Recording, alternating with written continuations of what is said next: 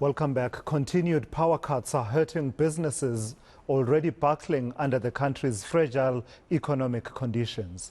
This as we recover or attempt to from the impact of COVID-19's lengthy lockdowns.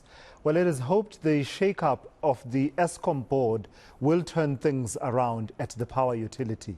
But will it though?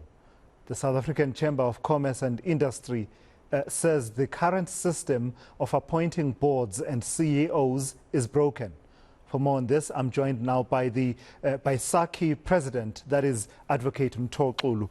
Mtho, good afternoon and good evening to you. Thank you for joining me. So we've had this shake-up now at the board of Eskom, and a lot of people are pinning their hopes on that process. We will turn to the weaknesses that you have identified as an organization in the entirety of the system. But let me ask you, in your view, this imperfect system, has it, at least this time around, produced an outcome that you can live with? Good afternoon, Tulas. Good afternoon to the viewers. I think well, as you say, the imperfect situation we find ourselves in, we note the appointment of the board. We think it's made up of credible South Africans who, at least with the understanding and the knowledge that we have of them, they can really turn the corner if we support them accordingly. So for what we have now, we note, and I guess we accept the board because that has now been announced. But I think there's still an opportunity for us to say then, how do we use this board to achieve some of the challenges that we've raised in our statement last week?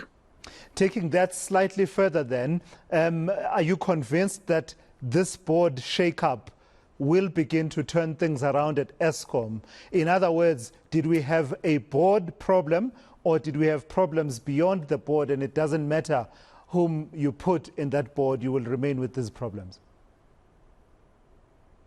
Yeah, I think at most the appointment of this board is just to restore governance. So it's not really a shake-up. Remember, the board at Eskom had collapsed, and I think looking back now, that was part of the weakness of the organization, that even at governance level, you didn't have the board fully populated, and I guess without the necessary skills.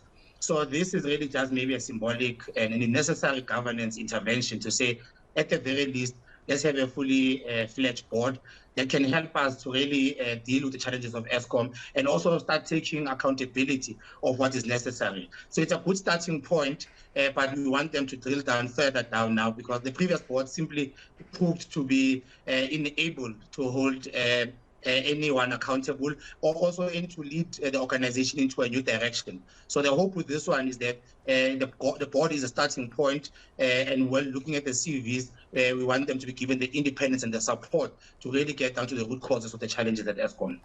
Let me ask you a question that I've asked of my other guests, particularly from the business sector.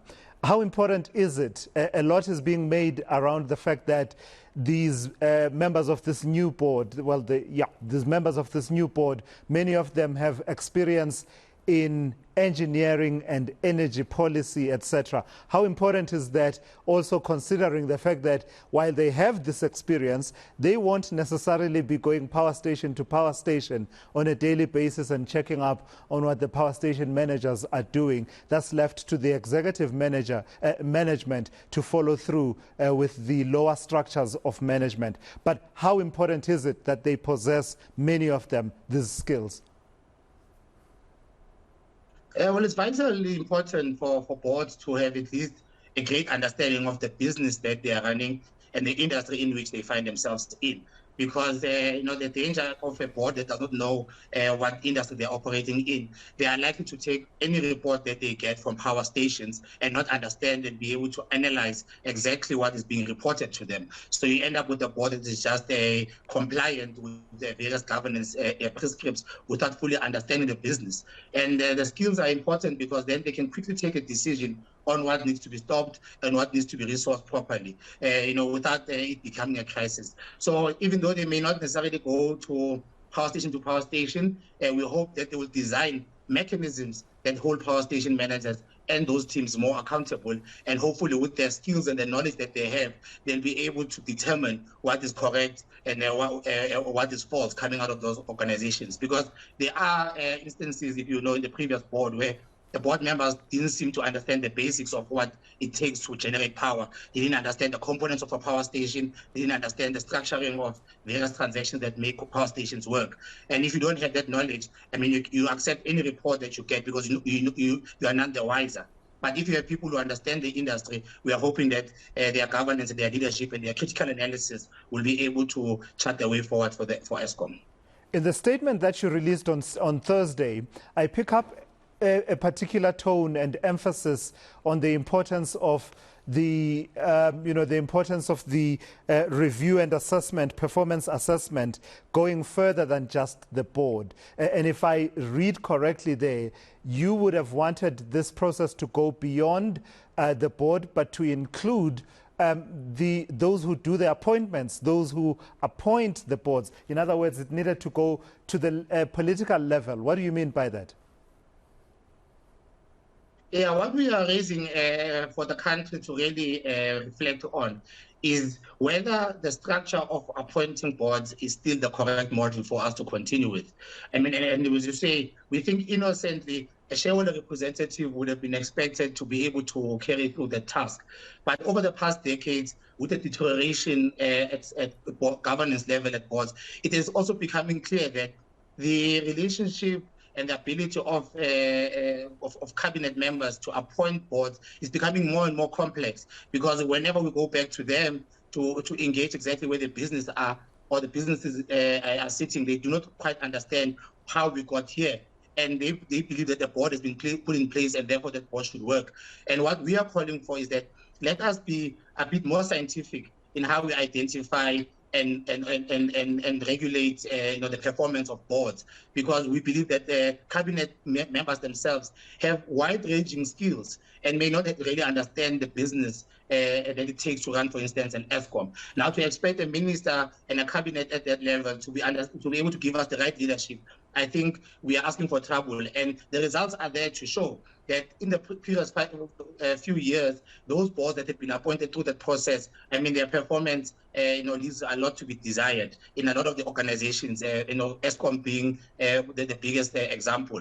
So we are saying that we need to be more intentional about what we are trying to achieve, so that by the time that we appoint the board, we are able to explain to South Africans the process that it took, what we analyzed, what we learned from the previous board, and what are we trying to achieve with the new board that is coming in. And we think that the appointing mechanism has to be tweaked, because naturally a cabinet is made up of politicians, and there's no requirement for them to understand the business of these SOEs, and it is really unfair to expect them to give us the best boards that we deserve. Yeah, and in fact, I want to take you to the crux of what it is that you are proposing as the alternative way of appointing board members. But before I do that, let me add that I observe that much of what you are saying is aligned to what the Zondo Commission actually found as well in one of its reports. Let me quote here where the Chief Justice says in the report, quote, "This suggests that the politicians, ministers, have not shown themselves to be able to pick people of integrity and people with the knowledge, expertise and experience necessary to lead these very important SOEs. We cannot continue doing things the same way they have been done over a long period, with the consequence that the country has suffered in terms of SOEs." So that's an observation that aligns with your own observation, but you take it a step further and I guess in a way supporting what the Zondo Commission was saying, and you're saying that the way that this board appointments should be done should be through some kind of an independent commission? Yes, I think we need to build into our instruments, whether maybe by coming up with a new law or amending the Public Finance Management Act, to be very clear about the process of appointing boards, and I guess in some instances senior executives, depending on the legislation that governs that particular organization. And the Zondo Commission, in their observation, they are correct, and we are saying we need to learn from those observations by the Chief Justice and immediately put in motion processes that are going to improve the situation. Because I can just give you a practical example of how weak it is to appoint a board, and that is just based on information that is public. When the president cut his international trip short to come and deal with stage 6 crisis, say 2 weeks or so ago, that one cabinet meeting produced a one-page statement that did not really go into detail about how cabinet understood the problem. It simply said that they received the report and they are going to deliberate further on it.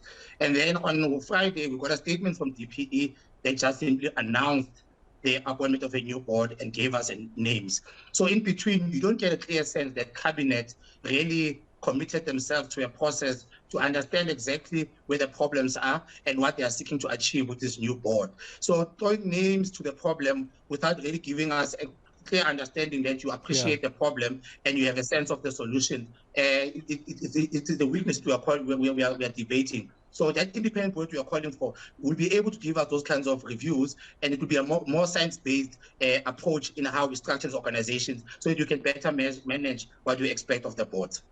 That's a very strong point that you make there, Mtho, because now that you pointed out, I do remember that the one day we had the restructuring of reconfiguration of the board was a process that had begun, and within a day or two it had been completed with the announcement of the new board. Lastly, we've been talking about the board level as well as the upper level in as far as political performance of the appointers and the authority that appoints these boards. Let's go a level below then, or in terms of the executive of Eskom at the moment. Much debate happening around Andre de Ruyter and others with whom he leads the parastatal. What's your position as SACCI? How much of the responsibility should he take for the mess, as well as how far should that responsibility go? The CEO of the organization is the heartbeat of that entity.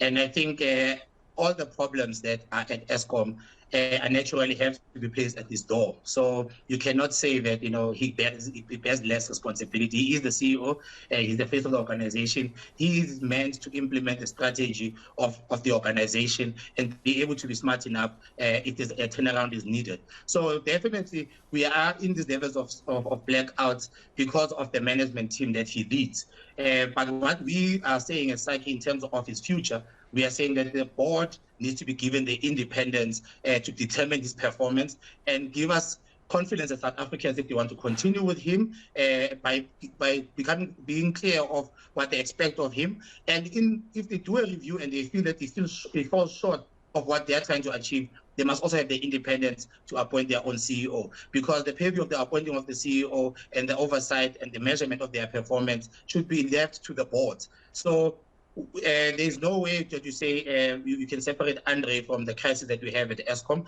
but he's the current CEO, and I think the problem in holding him accountable has also come from the fact that the board was generally dysfunctional. So he was doing his work, but no one was reviewing his performance. We're hoping that this board will quickly get on top of it. If they want to keep him, they must tell us why they want to keep him and what they expect to achieve with him. Yeah. But if they believe that he's not the man for the job, we need to give him the independence and the respect and let them bring a man that they can vouch for in terms of what South Africans expect from Eskom.